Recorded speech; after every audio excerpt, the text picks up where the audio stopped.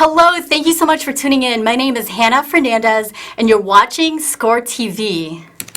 SCORE is a nonprofit organization dedicated to helping small businesses across the United States get off the ground, grow, and achieve their goals through education and mentorship. So whether you are a new entrepreneur or you've been in business for a long time, our SCORE mentors could offer you free business mentoring and other resources for the life of your business. To connect with us, check out our website at chicago.score.org. You can email us at info@scorechicago.org or call us at 312-353-7724. Today we're going to talk about how Benefit Chicago is mobilizing $100 million in impact investments to finance the growth of impact enterprises. With me is Dr. William Towns, Executive Director of Benefit Chicago. Will, thank you so much for being here today. Well, thank you for having me. Of course. So describe the work and mission of Benefit Chicago. So great. Benefit Chicago has a very straightforward mission. We look to provide capital to those businesses that have a social purpose that are outside of the normal financial ecosystem. These are businesses that have a plan, have a product, but for a number of reasons can't get financing from a traditional lender. And so we provide that patient, flexible, risk-tolerant capital to help their businesses grow. And our thesis is if we help their businesses grow, they can hire more people, provide more services and goods, and that helps our neighborhoods improve. Absolutely. Can you share with us what is impact investing? Yeah, so this is an interesting debate that is going on right now, right? So first, I would argue that there is not a impactless investment, that all investments have an impact. The question is whether do we realize what our investments are doing. What impact investing really tries to do is focus not only on just the sole purpose sort of driven notion of our investments, but we also look at the societal sort of benefits and the public benefits, that we believe you can blend profits and purpose together, and that these two ideas aren't mutually exclusive. And so we look to make investments that drive not only profits, but move societal problems and solutions forward. So essentially you can do well in business and still do good for our societies and communities. That's exactly correct. That's our belief. And why is this type of investment important?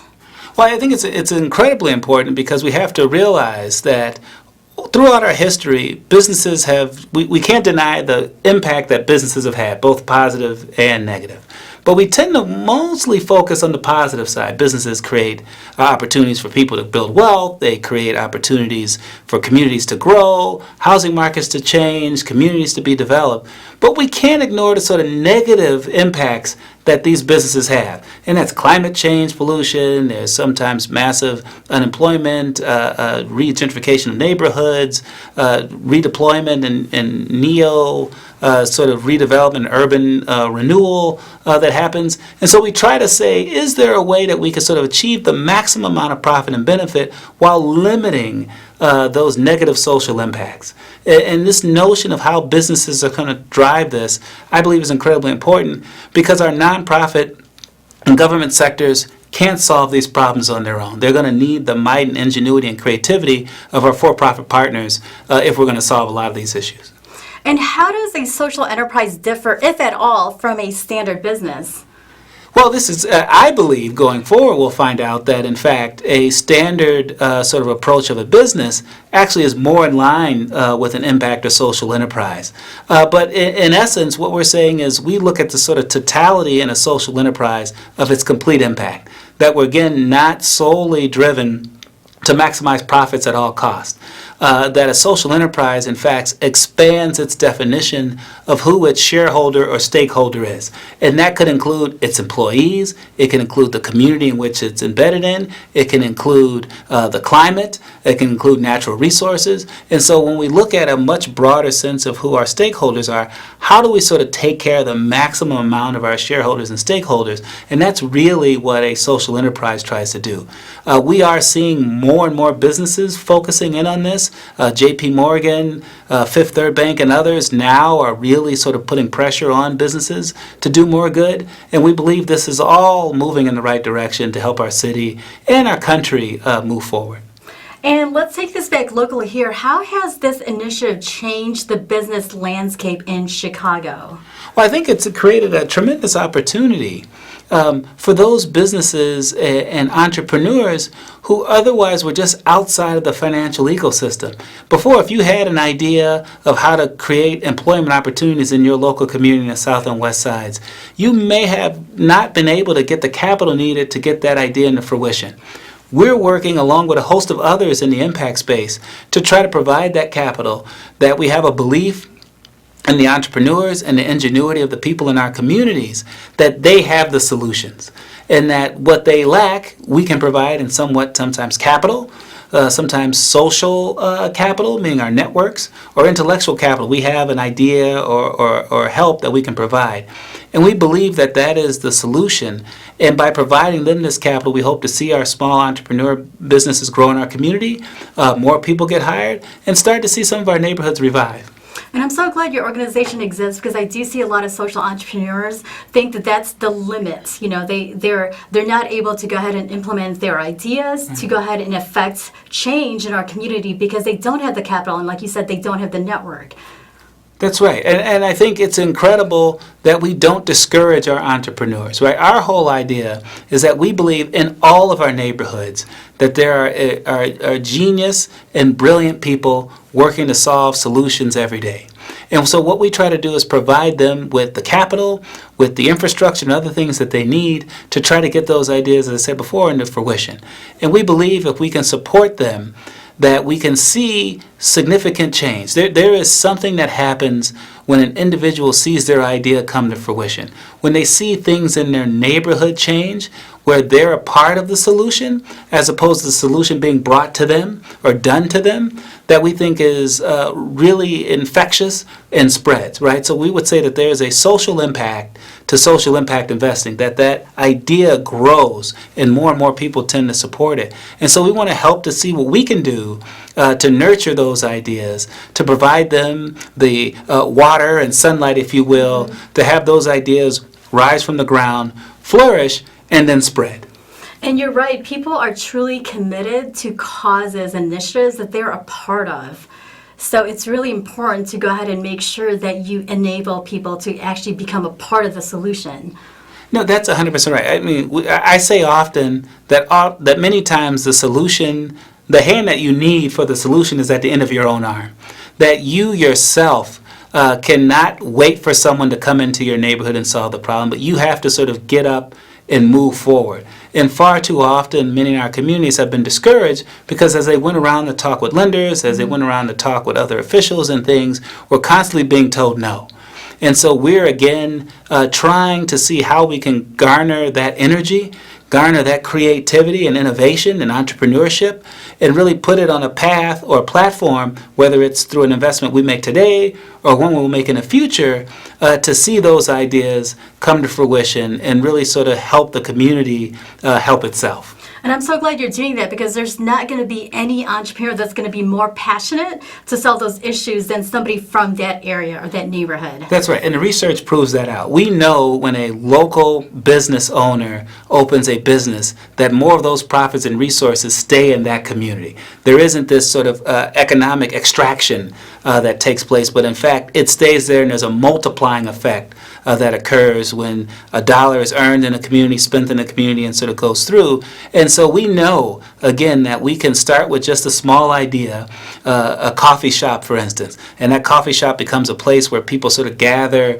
and coalesce around energizing ideas and changes. That spreads to a restaurant opening up. That spreads to a dry cleaner, a movie theater. So we know when we can sort of plant, again, these seeds, or we can plant these ideas and really try to build them around each other where there's some concentration, that we can see significant positive change. Would you talk about some of the organizations Benefit Chicago has invested in? Yeah, we have been fortunate, again, to see a number of entrepreneurs, which again sort of proves this theory that there are a lot of these entrepreneurs out here looking for this type of capital. One, for instance, I'll talk about is Leon Walker and DL3 Realty. This is an organization that has proven time and time again to have a from the ground up community-based approach to real estate development, which is often seen as disruptive in communities. And whether he was opening up the first Whole Foods in Inglewood, following that up with the Jewel Osco in Woodlawn, we continue to see his path in the way that he calls venture development, this notion of how do you get as many people in the community involved in the activities as a positive change. And we've made a significant investment in him to not only expand his work in Woodlawn, but he recently took one of the vacant targets and is converting that into a space that will house 500 jobs from Blue Cross Blue Shield on the south side, and bringing those types of jobs into the community, allowing those individuals to work closer to home to get and find quality employment is something significant that we want to back. And so Leon, again, is a prime example of a minority-run real estate development company where we can put capital in and know that we'll see positive things coming from that in the near future. I love how when you're helping these entrepreneurs open up these businesses that they're also creating jobs for the neighborhoods in Chicago. Yeah, that's significant. So we have in Benefit Chicago, when we make our investments, three major themes that we try to follow. One is job creation, as you said. The importance of getting people employed and staying employed is important. Two, we want to see the small business owner grow and have their wealth and organizations expand. And whether that is expanding in real estate, capacity, products, and profits, we think seeing our small business economic engines grow in our city is fantastic. And then lastly, we want to ensure that we create and invest in employee contributions in a way that allows their capacity to grow. So this is the human capital development space, and how do we get people to become employable, those who are employed to become more employable, and those with jobs, how do we get them to move up the employment ladder to finding sustaining family jobs. And so between the job creation, the growth of the small business, and the workforce development and education spaces, we believe that's a good formula and a space that we can help move our city forward. That's a powerful impact in the city of Chicago, for sure. Yeah, it's quite interesting. I mean, people have been incredibly receptive of the work that we've been doing. We have not been without mistakes. Anytime you're doing an experiment of this size that we're working on, you will learn things. And it's a question of how do we do the experiment, learn from it, reiterate, and reissue. And we're in that process now of really taking what we've learned so far and tweaking the models and seeing how we can help more, how can we be more helpful, and how can we expand the breadth in which we take through this initiative. And you got to start somewhere, right? And then go ahead and continue what's working and go ahead and kill what's not. That's right. I mean, there's one sure thing. If you don't stand for something, you'll stand for anything. And so we're trying to move this forward in a way that's experimental. This hasn't been done before. A fund of this size, $100 million, locally placed base being invested in our communities. And so there is a lot to learn, and we're continuing to sort of, again, adjust our model as we go forward. But again, I cannot be happier for our investments we made in Leon Walker or Sweet Beginnings or Autonomy Works or NowPal. I mean, these are phenomenal organizations that are in our city, in our neighborhoods, and really having positive change on the way that they approach their business and on the communities in which they work in. And when seeking capital, what should small businesses know? So I think this is a very good question. I think one, in seeking capital, particularly if you're a social entrepreneur, it's incredibly important to really perfect the business case. We often get the social piece down packed, that we're helping people. I want to create jobs. I want to educate kids. I want to, clean parks and help the environment. And we get that part, and there's a lot of passion around that section.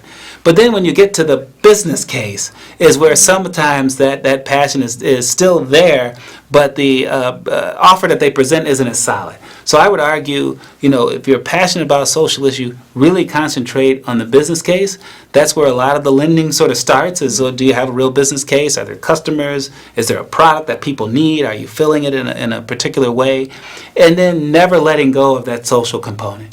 And I think if you start with the business case and really sort of prove that out, that's a good place to begin and really focus in on. And the business owners don't have to be alone in building that business case, because organizations like ours, like SCORE Chicago, they can come in and we offer free business mentoring to go ahead and help them build that business case. That's one of the reasons why we partners with different organizations like the City of Chicago, the Illinois SBDC, That's right. organizations like yourself, because we all have the same mission to go ahead and go out there and affect our community and also build businesses so that we could go ahead and bring more jobs into our cities. That's right. And that's one of the phenomenal things in what makes Chicago so special, is that we have a strong network of organizations to work with. And SCORE is really at the top of that list, where you can get free support on helping to design and understand your business. You have a passion, you have an idea, how do you articulate that into fruition? And organizations like SCORE really helping with its professional volunteers and others to help you build the business case and do it prior to you coming into the lender. Is the best approach we could have, and we're fortunate again to have SCORE and others here in the city helping our businesses every day. What advice can you give new entrepreneurs interested in starting a social enterprise? So I think first, realize that being an entrepreneur is a lot of work.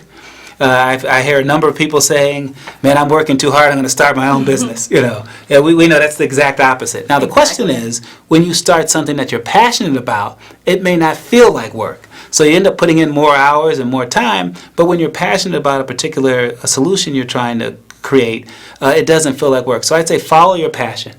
I would say again, organizations like SCORE and others, there's a tremendous amount of free education and gathering and workshops and seminars you can get onto. Use LinkedIn, use other Facebook Live and others. Find out where these workshops are and start to get involved. Build your network. Thirdly, I would say the other important thing is you need some people around you that are going to push your buttons and say maybe you're a little crazy. Maybe that idea doesn't work. If your entire circle tells you you're great, there's no problem, just do it, that sort of thing, then you may need to expand your circle, because you need a few of the naysayers in there to try to poke holes in your idea. And you need to sort of accept that as a part of your formula as you start to recalibrate and move your business forward. I couldn't agree more, because a great mentor is one who tells you all the good, Right. the bad, and the ugly. That's for right. sure. And so Milton Friedman, the Nobel Prize winner in economics, famously stated, "The number one obligation of a business is to protect its shareholders." But social enterprises, according to our discussion today, seem to disagree with that statement. So who is right? So I think this is an interesting question. And in a lot of ways, I think they're both right. I think Milton Friedman, as he discussed in sort of Nobel Prize winning economists, driving profits and shareholder value is the number one goal of a business, right? And many businesses have been formulated on his research. The question I would have, and where I think it's the same, is what's the definition of the shareholder? And if you broaden your shareholder and stakeholder as wide as possible, then I can see where you're driving Milton Friedman's ideas forward while still working in social enterprise. So he would say, hey, if in fact Starbucks getting rid of plastic straws and using paper straws is driving more business, then he says that's in the interest of the shareholders. And we would say, hey, if they're changing that, it's in the interest of the environment, and customers have been known to choose businesses that are caring for the environment, then that drives it forward. So in a lot of ways, I don't think we're at a point now where they have these two opposing ideas. And it's more of a way of how do we sort of coalesce and move those in closer so that the Venn diagram actually almost overlaps completely. And we just have not impact investing and not just social enterprises, but businesses that have those elements already built into their DNA. So it's really all about the people. It goes back to the people that we're affecting. That's right. And we see this now time and time again. We saw with Disney and their Marvel Studios, who was making movies in Atlanta, and they've made these giant movies, whether it's Endgame, that's $4 billion in revenue, those sorts of things. They took a strong stance and said because of the abortion laws that were passed in Georgia, they will no longer make movies in Georgia. right? So the question is sort of why would a business sort of take a stance like this? Is this a profiting ploy? Is this what? And what you find out is probably a little bit of both. One, the employees, these mega stars that drive the business, took a stance and said, if you're filming here, we won't. Businesses have to respond, and so they take a stand and say, hey, we're going to make this adjustment to say we as a business don't support these activities. Those are shaky times, right? And businesses get in awkward positions there. But we're seeing more and more of this where employees, community members, and others are rising up to tell big corporations where and how they want to spend their dollars. And corporations are listening and starting to make adjustments to meet some of those demands. Well, you're very committed to helping impact entrepreneurs succeed. So what drives you to do the work that you do? I just feel that, one, regardless of whatever zip code you live in, you should have a certain standard and quality of life, that should be a given. And we know our city has some challenges and it's not even, but it is a phenomenal city with phenomenal people. And I want to see those individuals, really rise to their full potential where they can. Two, I have two daughters, 12 and 11. And my hope is, as they matriculate through their education and get out and get a job, that they will not be the first in anything that they engage in. That we have created a path and a platform that allows women to excel at all of these different fields that they're in. And so my hope is wherever they go to be, whether they're going to be president of a Fortune 1 company or president of the United States, by the time they get there at 12 and 11, that we have already paved that way with gold, that where they can then follow in the phenomenal women that have led the way before them. And so that drives me.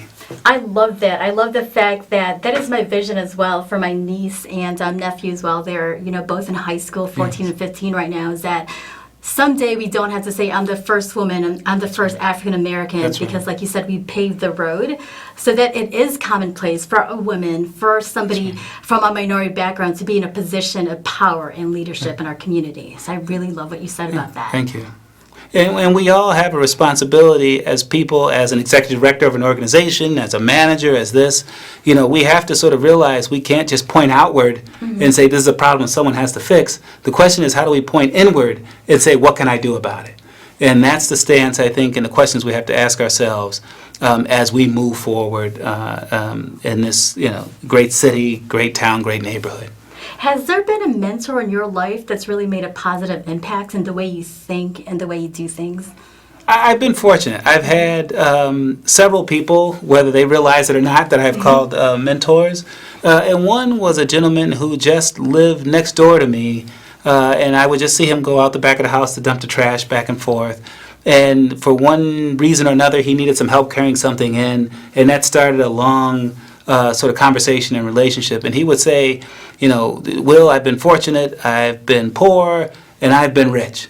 And he was saying, I can tell you, in all honesty, I enjoy being rich more, but not by much.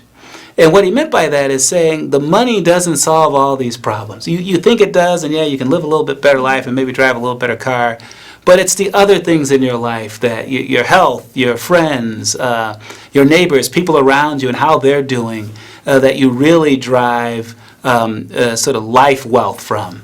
And I've kind of held that close to me as well, in really saying, how can I help others?